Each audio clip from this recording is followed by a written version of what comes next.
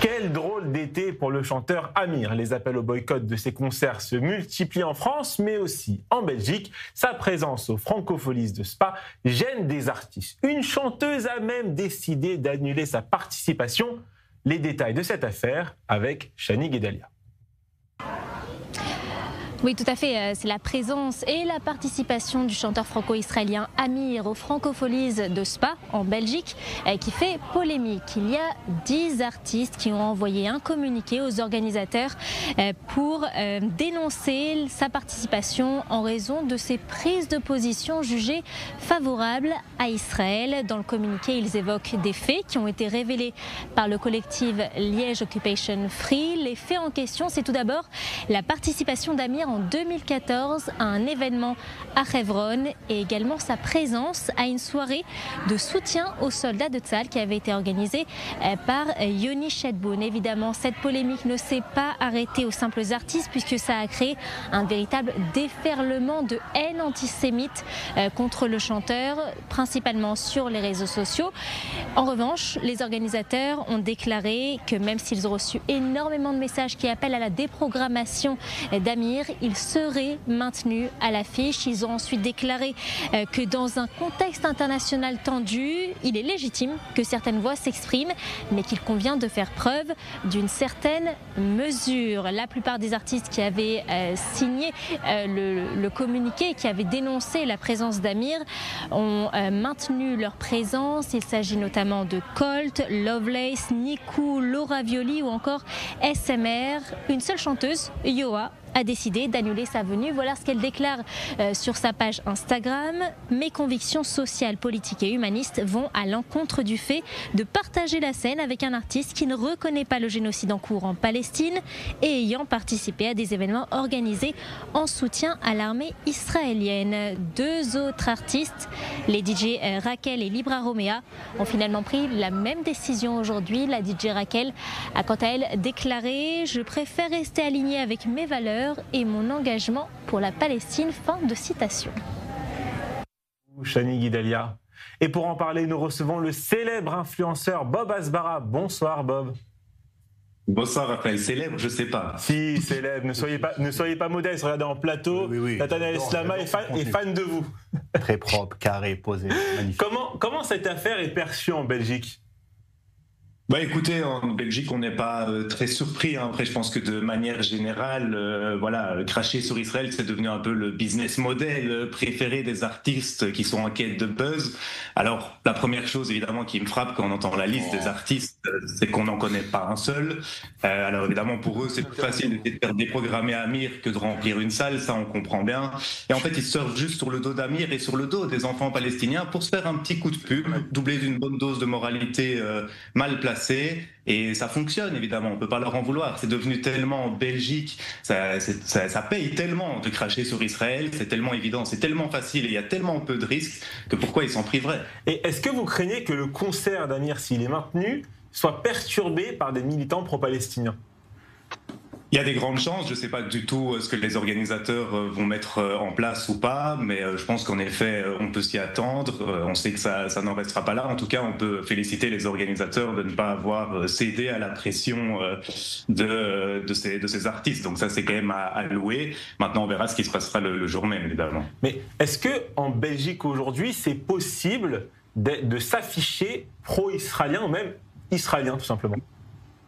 Oui, tout à fait. Je crois que vous mettez le point sur le clou du débat. C'est-à-dire que il y a peut-être que 300 kilomètres qui séparent Bruxelles et Paris, mais en réalité, il y a un monde de différence entre les deux. Et que ce soit dans le paysage médiatique que dans le paysage politique, il n'y a quasiment aucune voix pro-israélienne. Et chaque fois qu'il y a une voix pro-israélienne qui veut s'exprimer en Belgique, elle est systématiquement muselée. On est vraiment encore une poignée ici à le faire. Je dis on parce que j'en fais partie et je dis une poignée parce qu'on est vraiment bien qu'une poignée et à chaque passage un peu médiatisé évidemment on se prend une haine folle. Je crois que leur but il est simple, c'est de nous intimider pour essayer de faire taire les toutes dernières voix pro-israéliennes en Belgique. Bob Asbara, restez avec nous, je fais passer la parole, vous connaissez le concept des grandes gueules. Roche, je commence avec vous êtes l'artiste du plateau. Boycotter un artiste parce qu'il ne dit pas qu'Israël commet un génocide à Gaza, ça va loin, non ?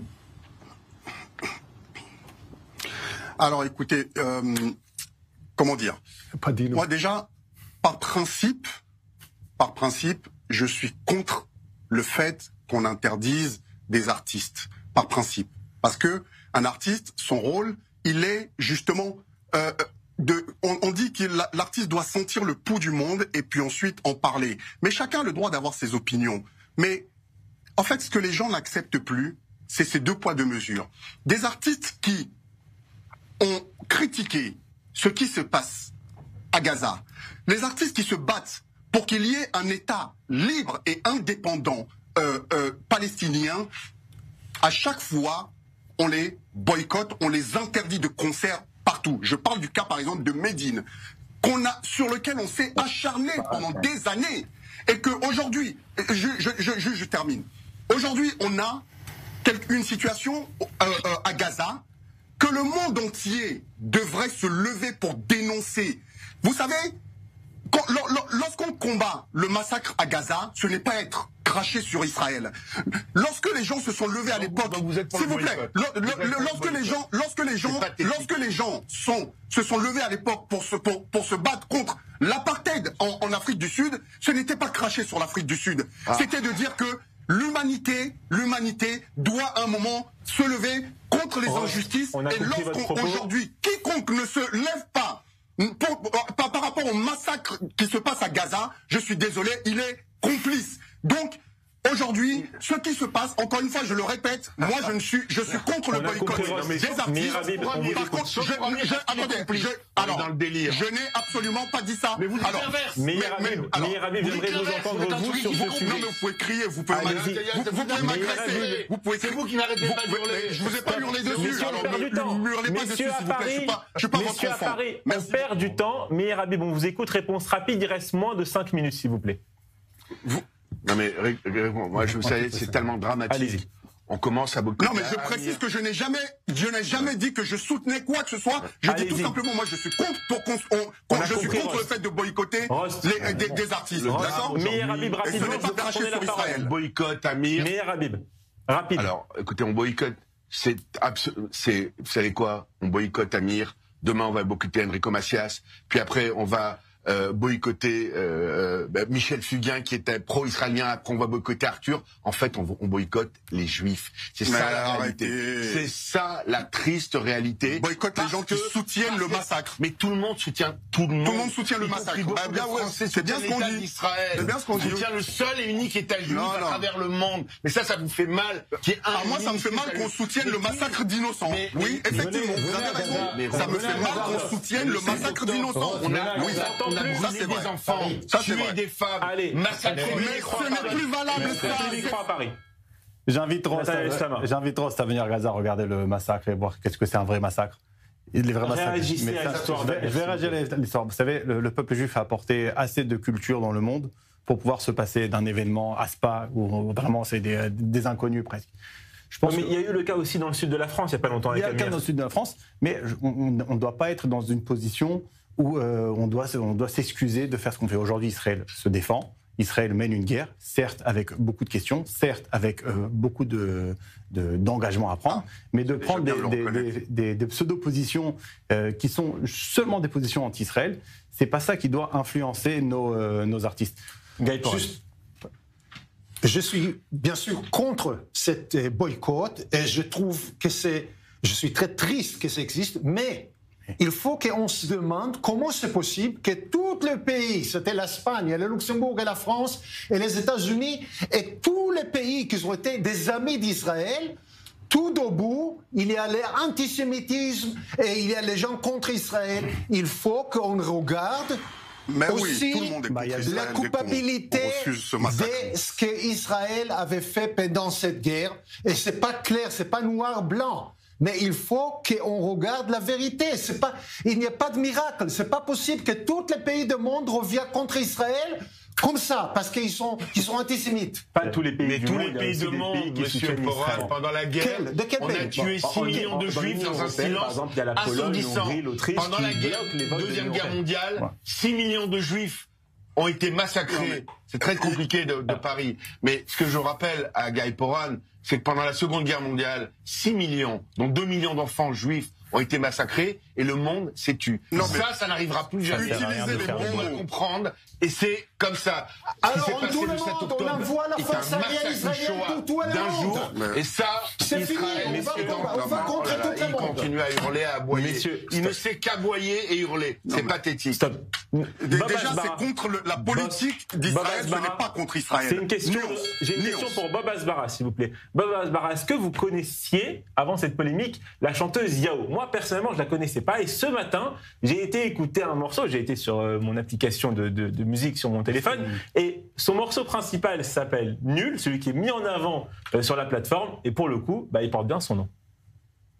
Écoutez, je la connaissais pas du tout, mais preuve que ce qu'elle fait a fonctionné. Vous avez été écouter sa chanson et je crois que c'est exactement ça qu'elle cherche, à se faire un nom. Alors je voudrais quand même dire à Monsieur Poran que la Belgique n'a pas attendu la guerre à Gaza pour être antisémite.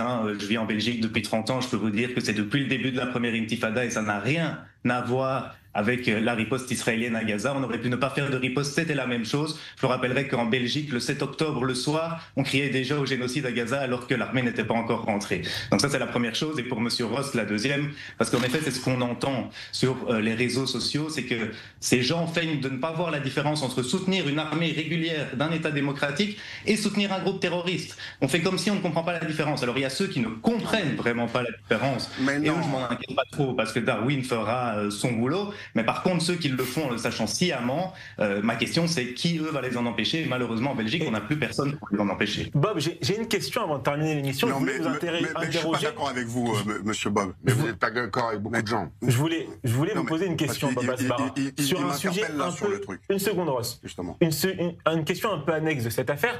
L'affaire autour de Radio Judaïka. En Belgique, on ne peut pas dire à la radio que l'opération Beeper contre le Hezbollah était un coup de génie. Est-ce que vous pouvez nous expliquer ça rapidement? Oui, écoutez, ça c'est une affaire assez folle. Alors bon, pour que tout le monde ait le contexte, moi je fais partie de l'équipe de Radio Judaïka, je tiens quand même à le préciser. Oui, alors ma première réflexion, ça a été de penser à ce ministère de la vérité d'Orwell de l'époque. C'est la première chose que j'ai pensé. J'avais jamais entendu parler de ce conseil de déontologie, je vous avoue. J'ai été voir la composition de ses membres, c'est assez évident que la grosse majorité sont des activistes d'extrême gauche. Mais en fait, ça rejoint, c'est pas tellement les propos, je pense, qu'ils critiquent, parce que c'est assez évident que l'attaque des beepers n'était pas une attaque indiscriminée comme ils le prétendent, mais était bien une attaque très précise, justement. En fait, ça rejoint ce que je vous disais tantôt, c'est que qui reste en Belgique pour défendre Israël? Si vous regardez le paysage médiatique, en Belgique, il est très différent de celui en France. En France, on entend beaucoup de voix pro-israéliennes sur une majorité des chaînes, on peut peut-être dire pas assez ou peu importe, mais on les entend. En Belgique, on ne les entend jamais, il n'y a plus qu'un seul média en Belgique francophone où on entend ces voix-là, c'est Radio Judaïka. Même chose dans le paysage politique. Les points de vue que vous entendez uniquement chez les filles, en Belgique francophone, ils sont partagés par 6 des 7 partis. Il n'y a qu'un seul parti qui ne partage pas la ligne et les filles sur le conflit israélo-palestinien en Belgique. Devinez qui est le président de ce parti? C'est Georges-Louis Boucher qui a dit effectivement que l'attaque des beepers était une attaque géniale. Il faut conclure. Ce qu'ils veulent faire, c'est museler les dernières voix pro-Israël en Belgique. Merci beaucoup, messieurs. C'est ainsi que se termine cette émission.